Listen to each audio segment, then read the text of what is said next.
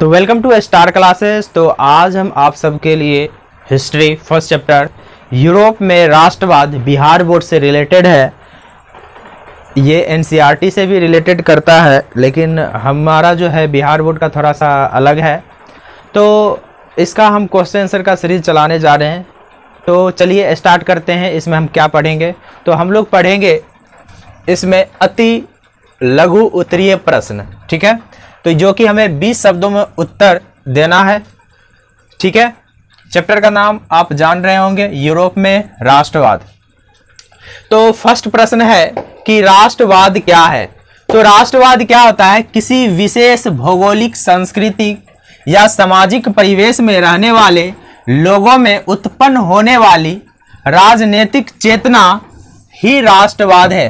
कहने का मतलब यह हुआ कि अपने शब्द में अगर बोला जाए कि राष्ट्रवाद होता क्या है? राष्ट्रवाद, हाँ, तो अपने शब्द में अगर याद करना चाहें तो हम इस तरह से याद कर सकते हैं कि हमारे इलाका है, आपका जो भी इलाका है, मान लीजिए आप जिस गांव में रह रहे हैं, आपका कुछ इलाका होगा ना। अगर उस इलाका में कोई व्यक्ति है ना अपना मनमानी करना स्टार्ट कर दे, तो आप क्या कीजिएगा? आप क्या उस समाज में यानी उस क्षेत्र में जितने भी लोग हैं सब क्या चाहेगा? उसका विरोध करना। तो सब मिल के क्या किया जा रहा है? एकजुट होके उसके विरुद्ध, है ना, उसके विरुद्ध जो आपके ऊपर अत्याचार कर रहा है उस पर हम क्या कर रहे हैं? एक प्लानिंग करके उसको हम क्या करना चाहते हैं? वह तो उसको गिराना चाहते हैं या उसको यहां से हटा देना चाहते हैं। तो यही बात होता है। जिस क्षेत्र में यानी जितना क्षेत्र में हम लोग मिलके यानी जितने भी जनता कह सकते हैं मिलके एकजुट होकर उस क्षेत्र के लिए किसके लिए? उस क्षेत्र के लिए जो हमने किया। क्यों किया? क्योंकि हमारे ऊपर एक भावना प्रकट हुई।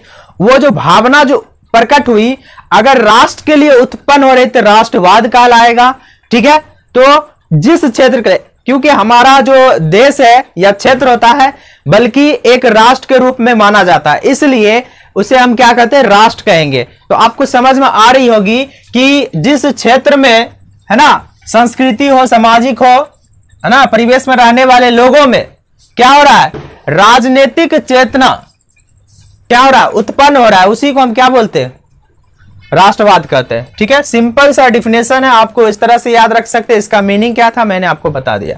सेकंड हमारा है मेजनी कौन था। तो मेजनी कौन था बस आपको जानना है और कुछ नहीं, सिंपल सा इसका। मेजनी इटली का एक साहित्यकार, गणतांत्रिक विचारों का समर्थक और योग्य सेनापति था।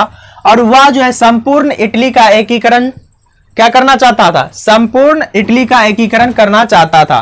तो अगर आपसे कोई पूछे मेजनी कौन था, वो भी शॉर्ट क्वेश्चन में, ठीक है, तो बस उसमें वो जो है उसके बारे में लिखना है और उसका क्या उद्देश्य था उसके बारे में हमें लिखना होता है। चलिए अगला प्रश्न है, जर्मनी के एकीकरण की बाधाएं क्या थी?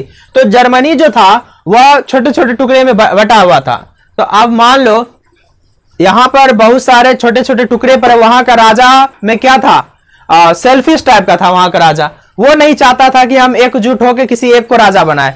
तो वो क्या करना चाहता था? हम जनरली घर में भी देखते हैं क्या होता है, सब लोग अपने अपने क्या करता है? अलग रहना चाहता है, ठीक है, एकजुट नहीं होना चाहता है। लेकिन ये एक गलत बात होता है, क्योंकि अगर कोई दूसरा मान लो हम लोग अलग अलग हो रहे हैं, 4 भाई हैं, तो हम चारों भाई मान लो एक अलग अलग रह रहे हैं, तो कोई तीसरा व्यक्ति हम पर आसानी से क्या कर सकता है? आक्रमण कर सकता है। अगर हम एकजुट हो जाए तो तीसरा आदमी हमसे लड़ने के लिए सोचेगा कि हम कैसे उस पर आक्रमण करें।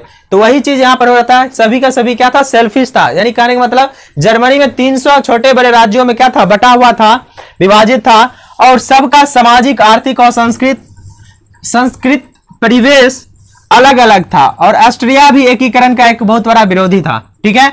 तो कहने का मतलब यह जो जितना भी सब छोटे छोटे राज्यों में जो बटा हुआ था, है ना, छोटे छोटे राज्यों में जो बटा हुआ था, उसका जो सामाजिक परिवेश, जो आर्थिक, है ना, सभी चीज अलग अलग था। जैसे हम भारत में रह रहे हैं तो सभी का अलग अलग कल्चर है ना।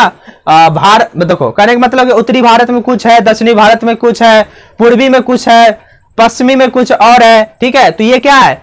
हमारा राज्य तो एक है, सॉरी, हमारा देश तो एक है, लेकिन इसमें बहुत सारे क्या है?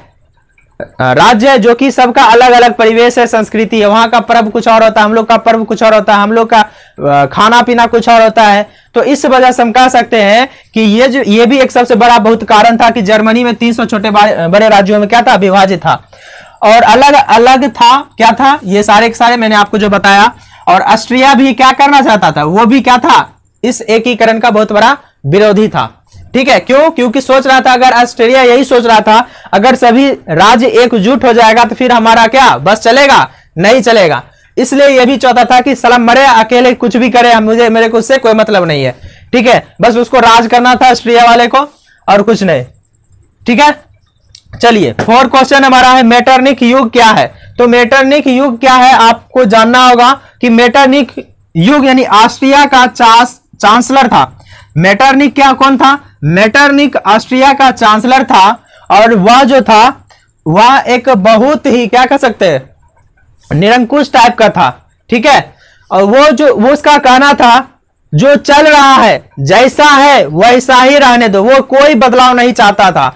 और वह जो है विद्रोह को क्या एक जख्म की तरह मानता था कि अगर कोई छोटा लोग अगर विद्रोह कर रहा है तो उसको क्या किया जाए, उसको दंड दिया जाए, सीधा फांसी की सजा दिया जाए। इस तरह से ये कौन, मेटरनिख का इसका विचार था।